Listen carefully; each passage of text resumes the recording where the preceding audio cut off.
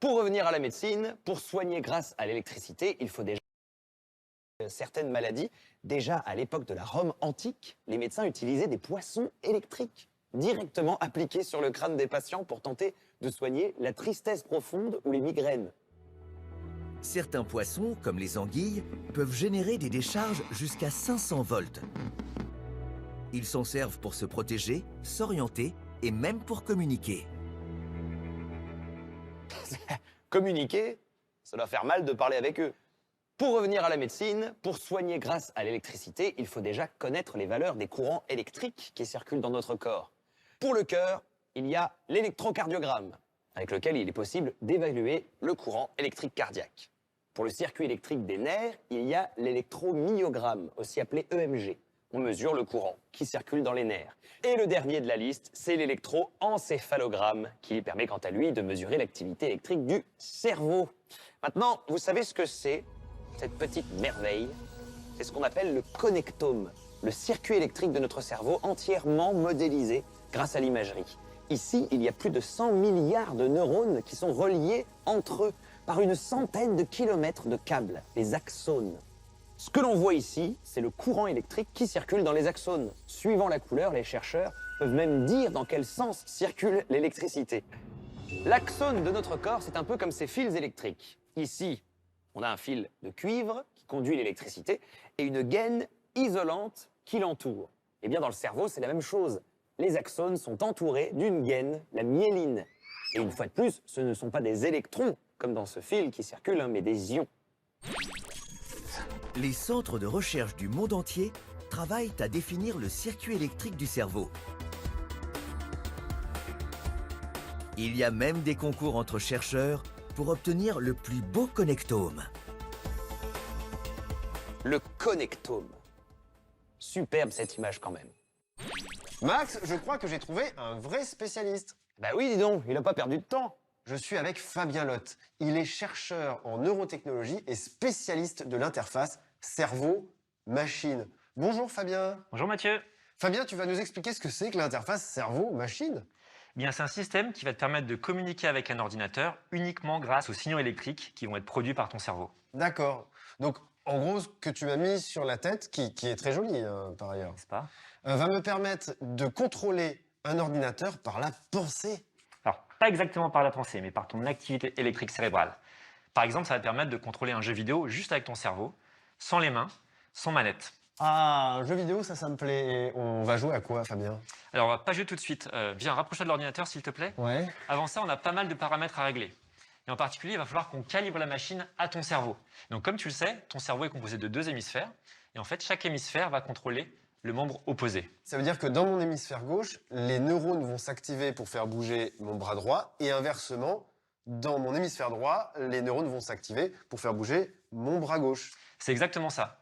Et en fait, les mains sont capables de produire des mouvements qui sont très complexes, très fins. Et ça implique de nombreux neurones dans le cerveau. Et ça, c'est très intéressant pour nous, en fait, parce que plus on a de neurones qui sont impliqués, plus le signal va être fort et donc plus le signal va être clair et visible à la fois pour les capteurs et pour l'ordinateur. Mais avant ça, rapproche-toi, on va essayer de vérifier que le signal est bien mesuré. D'accord. Est-ce que tu peux serrer la mâchoire, s'il te plaît? Ouais. Ah oui, non, ça fait un gros pâté, là. Oui, et bien ce pâté, en fait, c'est l'activité électrique des muscles de ta mâchoire. Donc ça, c'est une preuve, en fait, que les capteurs mesurent bien un signal électrique. En fait, ces capteurs sont ultra sensibles. Ils mesurent tous les signaux électriques qui passent, donc notamment les signaux électriques de ton cerveau qui envoie l'ordre à ta mâchoire de serrer la mâchoire, mais aussi l'activité électrique des muscles de ta mâchoire lorsque tu serres la mâchoire. En fait, ce dernier signal, celui des muscles, il est beaucoup plus fort parce que les muscles sont beaucoup plus gros. Donc du coup, ils vont parasiter nos signaux électriques cérébraux. Et nous, ça ne nous intéresse pas. On veut juste l'activité qui vient de ton cerveau. Donc dans la suite, s'il te plaît, reste bien détendu pour qu'on mesure que l'activité de ton cerveau. Faut que je sois parfaitement immobile et que je fasse rien, en fait. C'est ça. Plus tu seras détendu, plus le signal sera propre. Donc maintenant, est-ce que tu peux fermer les yeux, s'il te plaît? Oui. Donc voilà, donc là, tu ne le vois pas, mais en fait, vu que tu as fermé les yeux, les aires visuelles de ton cerveau, qui sont ici à l'arrière du cerveau, elles vont se mettre au repos, et ça va produire un signal cérébral qu'on appelle le rythme alpha, et qui est en train d'apparaître ici sur l'écran.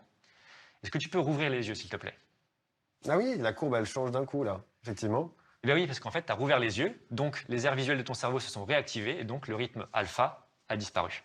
Oh, c'est dingue. On apprend beaucoup de choses sur mon activité cérébrale grâce à ces capteurs, mais ça me dit pas comment je vais pouvoir contrôler un jeu vidéo avec tout ce mécanisme. Attends, regarde, je lance le jeu.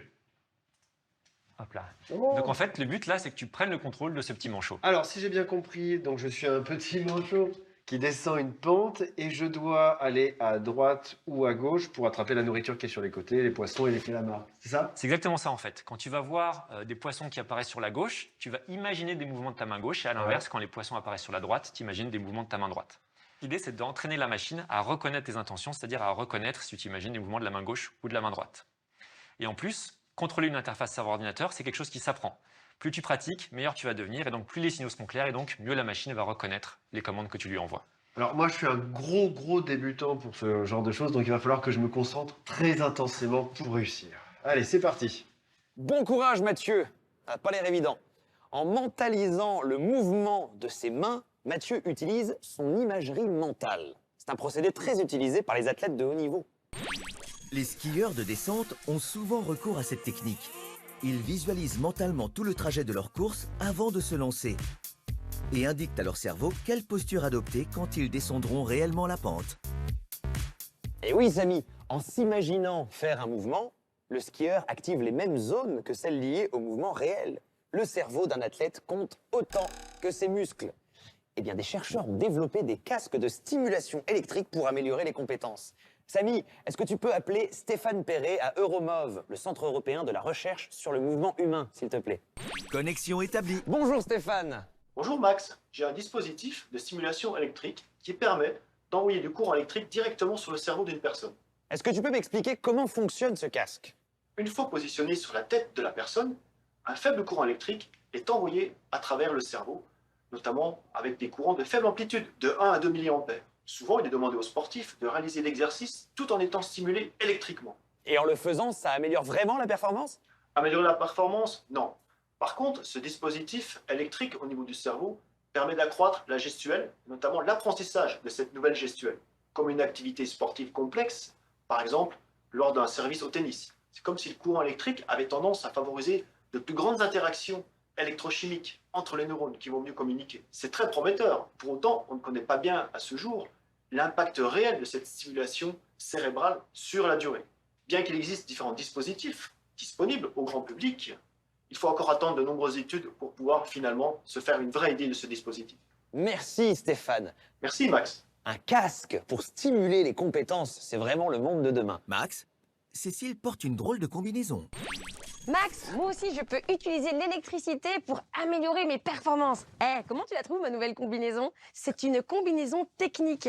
Elle contient une quinzaine de stimulateurs électriques qui sont répartis partout sur mon corps. Alors, la combinaison, elle est un petit peu humide, c'est pas très agréable, mais c'est utile, c'est pour que l'électricité passe mieux. N'est-ce pas, Frédéric? Exactement, Cécile. On a humidifié l'intérieur de la combinaison pour que la stimulation électrique passe mieux vers tous les muscles que tu vas travailler. Je vais te confier à Paul Olive, qui dirige l'équipe de kiné de l'IMSS et qui utilise cette combinaison régulièrement avec nos athlètes. Je te souhaite bon courage. Super, merci Fred. On y va, Cécile? Allez, Au revoir, viens, Frédéric. Allez, viens, je vais te brancher.